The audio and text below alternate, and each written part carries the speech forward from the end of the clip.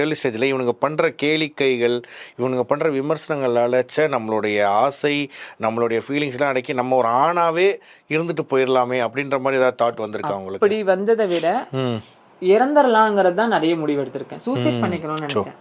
ஏன்னா எனக்கு ரெட்டை வேஷம் போட பிடிக்கல. ஒண்ணு முழுசா மாறிடணும், இல்லையா இறந்துடணும். இந்த சும்மா பேருக்கு இவங்க இந்த உலகத்தை காண்டி நான் ஆம்பளை மாதிரி நான் பண்ணிக்கிட்டு இன்னொரு பெண்களோட வாழ்க்கையும் கெடுத்துக்கிட்டு அம்மா அப்பாவோட மனசு நோகடிச்சுக்கிட்டு அந்த வயசு எனக்கு பிடிக்காம இருந்துச்சு. ஆனா எனக்கு வந்து ஒண்ணு சூசைட் பண்ணிக்கணும், இல்லைன்னா எனக்கு அப்படி போகணும் தான் இருந்துச்சு. ஏன்னா அவங்களோட கிண்டல்கள் தாங்க முடியல அந்த நேரத்துல. உங்களுக்கு தெரியும் நான் சொல்றேன், அந்த அதெல்லாம் ரொம்ப ரொம்ப கொடுமையானது. நாங்களாச்சும் வந்துட்டு அந்த 80s டைம்லலாம் அவங்க இன்னும் ரொம்ப அனுபவிச்சிருப்பாங்க. எனக்கு நான் கேள்விப்பட்டேன், இது வந்து இதுவும் ஒரு பரம்பரை மூலமா வர்றதுதான்.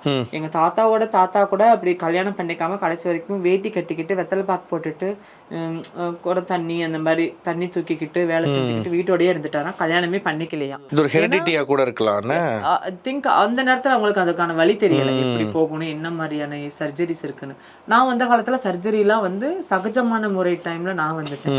சோ நான் ஓடி வந்து சர்ஜரி பண்ணிக்கிட்டேன்.